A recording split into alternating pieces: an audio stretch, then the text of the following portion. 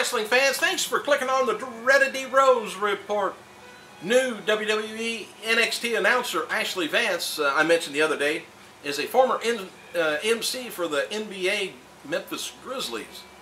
Ashley graduated from the University of Central Florida and is currently running for the Maxim's Hometown Hotties contest representing Nashville.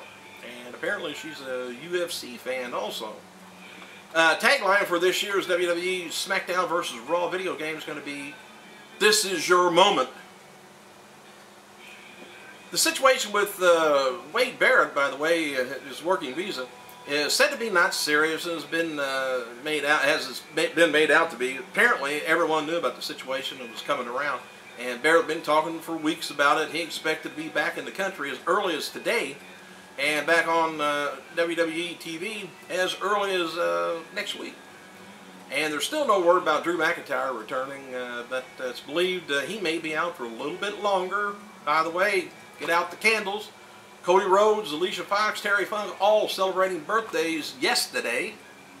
Funk, 66 years old. Cody, 25. Alicia, 24. WWE has signed Joe Anoa'i. It's to a developmental deal. Who's he? Well, Joe is the son of Sika, cousin of Rikishi and Umaga, and younger brother of Rosie. So we all know probably what he looks like and his build. Anyway, his build, by the way, is 6'3", 280 pounds. He played defensive tackle for Georgia Tech in 2006, but wasn't drafted by the NFL team, and he went on to practice for the Minnesota Vikings as a free agent and sat down on the practice squad in 2007 before being cut. Joe played football in Canada for the Edmonton Eskimos, and he's now going into the pro wrestling business. Good luck. Hope you learn some things. The decision was made that the Nexus stable will remain on the Raw roster and won't be doing any run-ins on SmackDown. We kind of think that may change. You never know.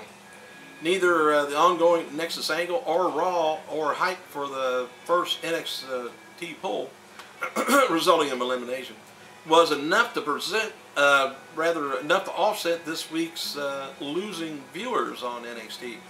And according to Media Week Tuesday, the episode fell to a 1.048 million viewer rating, and with a 0.3 rating in adults 18 to 49 demographics, but making a decline of 14% in total viewership and 25% in young adult demo from last week's numbers. Interesting, though, that the show's cable household rating actually improved to a 0.86 to a 0.93, indicating a decline in the number of viewers per household watching. Please make a note of it. F4W Online's Wrestling Observer newsletter reported a pair of kind of interesting tidbits about WWE versus TNA dynamic. Said it's a clear sign how quickly TNA has fallen off of WWE's competitive radar. Reports have been confirmed that WWE no longer is actively tracking TNA's television rating performance in their internal reports.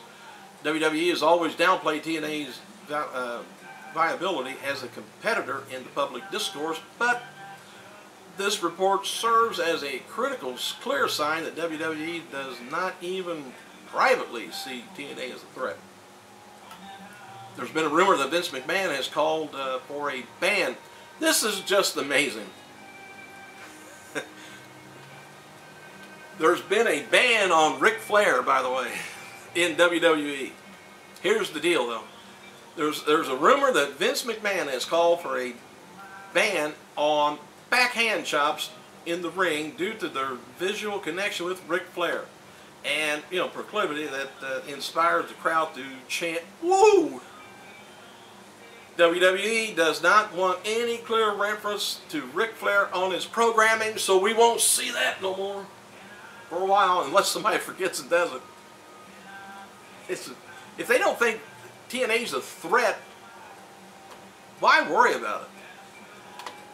At a TNA Impact taping 2 weeks ago, Tommy Dreamer was showing off a potential new look backstage. Dreamer was wearing a singlet top, shorts, and kick pads that give him a MMA style look. The potential new look for Dreamer received mixed reviews from those backstage. He probably looked like a fish out of water. Former WWE, ECW, TNA star Rhino. Remember Rhino? They always yelled, "Rhino, gore, gore," and he'd run down into the ring and then get beat up and pinned. Anyway, he was backstage for last night's TNA tapings and returned to the ring in storylines, I guess. Rhino is expected to join the group that's is consisted of Tommy Dreamer, Raven, Stevie Richards, which they're trying to get as close as the old ECW as they can. Kelly, R-Truth, Cody Rhodes were not the only ones, superstars, that got hurt on the road this week. According to F4W Online, both Randy Orton and Rey Mysterio experienced minor ailments this week. Orton reportedly hurt his neck, while Rey Mysterio is dealing with a slight groin issue. Neither injury is apparently serious enough to keep the wrestlers from working through the pain. What bothers me is when they have pain, normally they take pain pills before they go into the ring. That kind of ends up, you know. And with the stuff they're doing on NXT, with carrying barrels around, and that don't have a thing to do with wrestling, and they're going to get somebody hurt just doing that. And let them wrestle. That'd be no tough man challenge. I don't like that. Anyway, previously reported. Reports came in that Kelly, Cody Rhodes suffered in-ring bang-ups that, while painful on set, produced no severe lingering problems. R-Truth suffered a groin injury, and he too is expected to continue wrestling. WWE house shows in Birmingham, New York, has been moved from the 4th, original day, or to the 4th rather, and it was August 30th. The house show in Newark, Delaware, has been moved from September 24th from the original date, September 4th. Note that too. Alright, the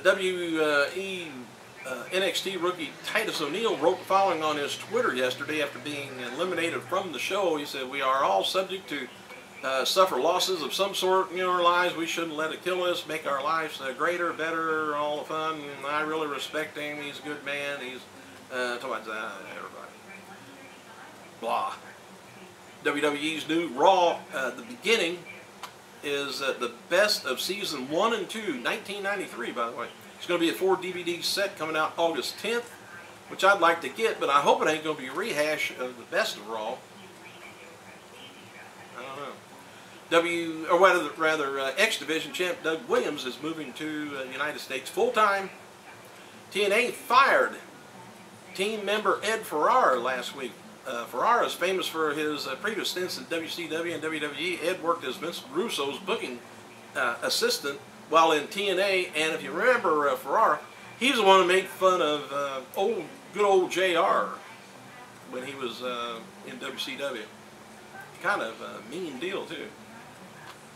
Well, we got about a minute and a half. Let's see. Former WCW star Kevin Sullivan met with Dixie Carter when she was in New Jersey a few weeks ago. Sullivan expressed interest in coming to TNA creative team and has spoken with people he knows within the company, and has said that Sullivan has written out an entire year's worth of booking for the company.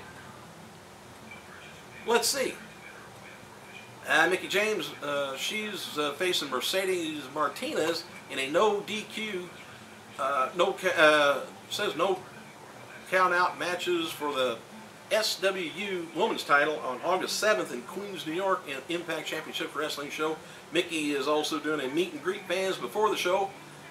So might be able to get this in. Former WCW NWO star Scott Norton will be again working as a bodyguard soon for Playboy model and actress Kendra Wilkinson.